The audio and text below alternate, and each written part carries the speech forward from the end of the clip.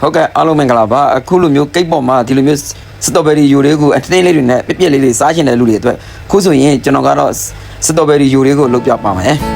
ဟုတ်ကဲ့ ready made လုပ်ထားတဲ့စတော်ဘယ်ရီယူလေးကိုကျွန်တော်ကတော့အဆိုင်ကဝယ်ထားပါတယ်ဝယ်လာပြီးလို့ရှိရင်ကိုပါတာကိုစတော်ဘယ်ရီယူလေးကိုစတော်ဘယ်ရီဖဲလေးနဲ့ပြက်လေးစားချင်တဲ့ customer အတွက်ကျွန်တော်ကတော့အသီးသန့်ကို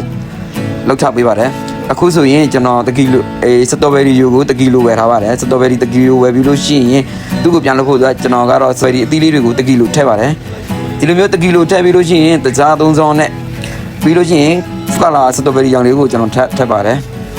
ပြီးလို့ရှိရင်သူတို့ကိုတမအောင်မွေး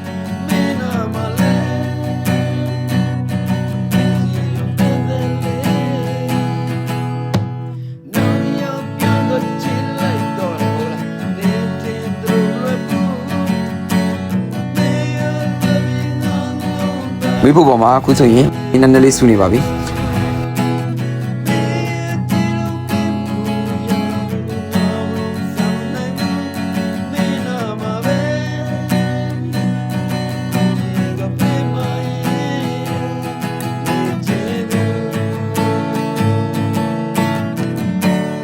ဒီထားရမှာကတော့အောက်မှာမတူးအောင်သူ့ကိုဆက်မပြတ်မှွေပေးထားရပါမယ်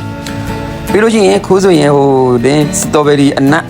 လေးကိုထည့်ပါတယ်အနက်ကြတော့ကျွန်တော်ကရိုးရိုးအနက်မဟုတ်ဘဲနဲ့စတော်ဘယ်ရီအစီအနှင်းနဲ့လုပ်ထားတဲ့စတော်ဘယ်ရီအနက်အစစ်စစ်ကိုကျွန်တော်ထည့်ပါတယ်စားနေတဲ့စတော်ဘယ်ရီဒီစိမ့်လေးကိုစားနေတယ်မျိုးခံစားရတဲ့သူရဲ့အနှင်းအစီလေးတွေကအနက်ကတော့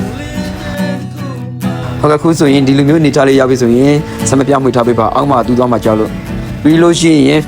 ဒီလိုမျိုးဆက်မပြတ်မှွေပြီးလို့ရှိရင်ရတာလေးကိုမြည်လိုက်ပါခုနကတကြားသုံးဆောင်ထည့်ပြီးလို့ရှိရင်ကျွန်တော်ကမှွေထားတာတကြားဒါပေမဲ့စတော်ဘယ်ရီရဲ့စတော်ဘယ်ရီတကီလိုထည့်တဲ့ဆိုတော့နည်းနည်းလေးရှင်တန်းနေတယ်ဆိုတော့သူ့ကိုတကြားရည်သုံးဆောင်ဖတ်တတ်ပါတယ်ပြီးလို့ရှိရင်ဟုတ်ကဲ့မီးဖို့ဘောကအခုချလိုက်ပြီးလို့ရှိရင်ခွက်တဲ့ထည့်ပြီးအေးခံထားပါမယ်အေးမြလေးလိုချင်တယ်ဆိုရင်တော့ကက်တစ်တာထဲမှာထည့်ထားပါခုကျွန်တော်ကတော့ရေကက်တစ်တာထဲမှာထည့်ပြီးလို့ခုဆိုရင်အမောကိုစားလုံးနေပါပြီဟုတ်ကဲ့ခုမြင်တဲ့အတိုင်းပဲကျွန်တော်စတော်ဘယ်ရီယူတွေကတော့ပြည့်လေးနဲ့အဖိုင်လေးတွေနဲ့ဆိုတော့အရင်စားလို့လည်းကောင်းပါတယ် customer စိတ်ကြိုက်ကိုလုပ်ထားပေးပါတယ်ခုဆိုရင်မုန်းပေါ်မှာခုစတော်ဘယ်ရီကိတ်လေးကိုစားလုံးနေပါပြီဟုတ်ကဲ့ကျွန်တော်ဗီဒီယိုလေးကိုဆုံးထိကြည့်ပေးတဲ့အတွက်အားလုံးကျေးဇူးများကြီးတင်ပါတယ်နောက်ထပ်ဗီဒီယိုသေးလေးတွေကိုလည်းဆက်တင်ပေးသွားမှာပါကျေးဇူးပါ